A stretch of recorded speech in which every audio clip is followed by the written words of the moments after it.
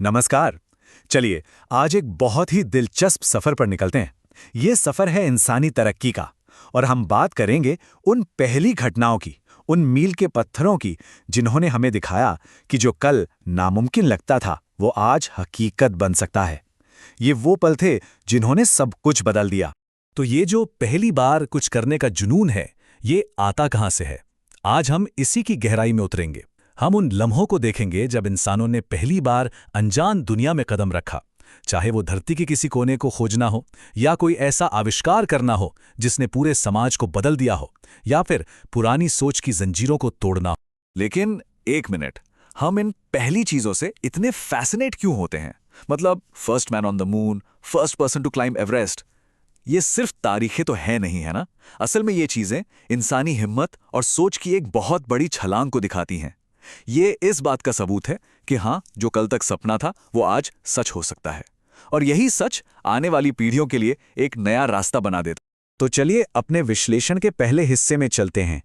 यहाँ हम बात करेंगे दुनिया को एक्सप्लोर करने की, मतलब इंसानों की उस जबरदस्त इच्छा की जिसने उन्हें अपनी दुनिया का नक्शा बनाने पर मजबूर कर दिया।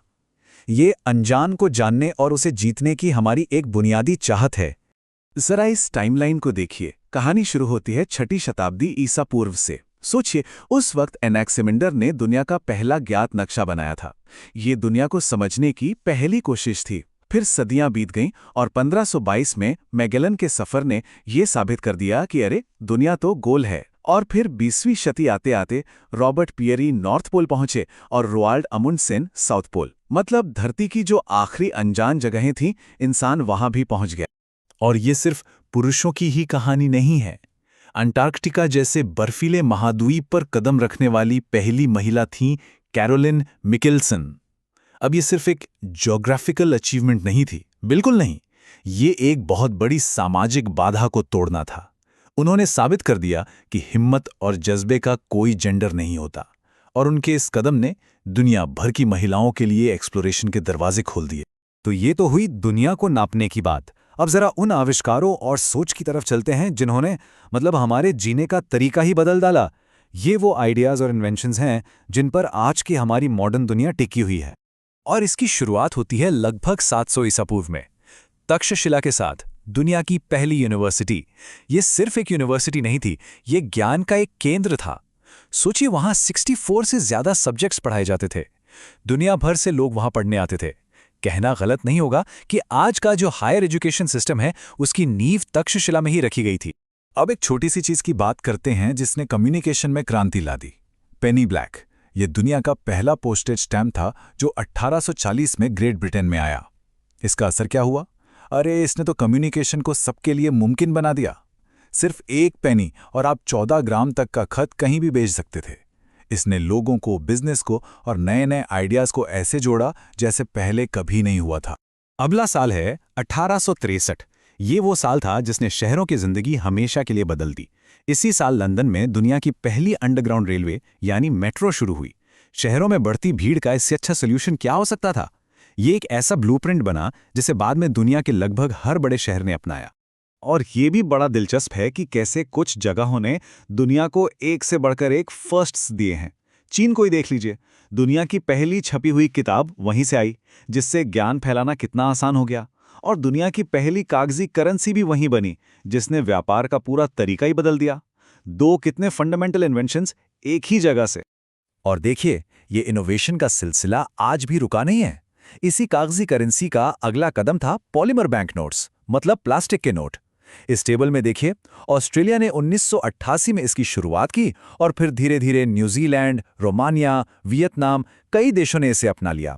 ये एक बेहतरीन उदाहरण है कि कैसे कोई एक पहली कोशिश पूरी दुनिया के लिए एक नया स्टैंडर्ड बन जाती है। अब तक हमने दुनिया की खोज और नए आविष्कारों की बात की। अब चलिए अपने तीसरे और आखिरी हिस्से में चलते हैं। यहाँ हम बात करेंगे उन लोगों की जिन्होंने समाज और राजनीति की पुरानी दीवारों को तोड़ा। ये वो कहानियां हैं जो दिखाती हैं कि इंसानी जज्बा क्या कुछ नहीं कर सकता। खेलों की दुनिया को ही ले लीजिए, यहाँ इंसान ने अपनी फिजिकल लिमिट्स को बार बार चुनौती दी है। 1875 में जब मैथ्यू वेब ने इंग्लिश चैनल तैर कर पार किया तो लोगों को यकीन नहीं हुआ। फिर 1926 में गर्ट्रूड एडरली आईं और उन्होंने न सिर्फ इसे पार किया बल्कि और भी तेजी से। और फिर थीं जुंको ताबेई, माउंट एवरेस्ट की चोटी पर पहुंचने वाली पहली महिला। उन्होंने पर्वतारोहण की दुनिया में महिलाओं के लिए एक नया इतिहास रच दिया। और खेल से राजनीति तक ये एक ऐतिहासिक पल था। 1974 में अर्जेंटीना की मारिया एस्टेला पेरोन दुनिया की पहली महिला राष्ट्रपति बनी। ये दुनिया के राजनीतिक इतिहास में एक बहुत बहुत बड़ा कदम था। इस एक घटना ने दुनिया भर में अनगिनत महिलाओं को लीडरशिप रोल्स में आने के लिए इंस्पायर किया। और ऐसा मत सोचिए कि ये सब फर्स्ट्स सिर्फ इतिहास की बातें हैं, ये आज भी हो रहा है। इसका एक ताज़ा उदाहरण है मालदीव। वो दुनिया का पहला देश बना जिसने जेनरेशनल टोबैको बैन लागू किया।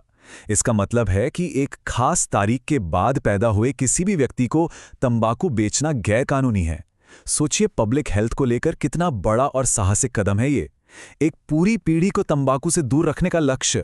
चलिए, तो अब तक हमने मानव इतिहास के कुछ बहुत ही जरूरी पहले पलों को देखा और समझा। लेक्चर का हिस्सा यहाँ खत्म होता है। अब विश्लेषण करने की बारी आपकी है। मैं चाहता हूं कि आप सब थोड़ा गहराई से सोचें। तो पहला सवाल यह है, आज हमने जिन फर्स्ट्स की बात की उनमें से किसका समाज पर सबसे ज्यादा और सबसे लंबा असर पड़ा और क्यों? क्या वो दुनिया का नक्शा बनाना था, या फिर तक्षशिला और पेनी ब्लैक की तरह ज्ञान को आम करना था, या फिर सामाजिक बाधाओं को तोड़ना? अपने जवाब को तर्क और सबूतों के साथ समझाइएगा। और दूसरा सवाल भविष्य के बारे में है।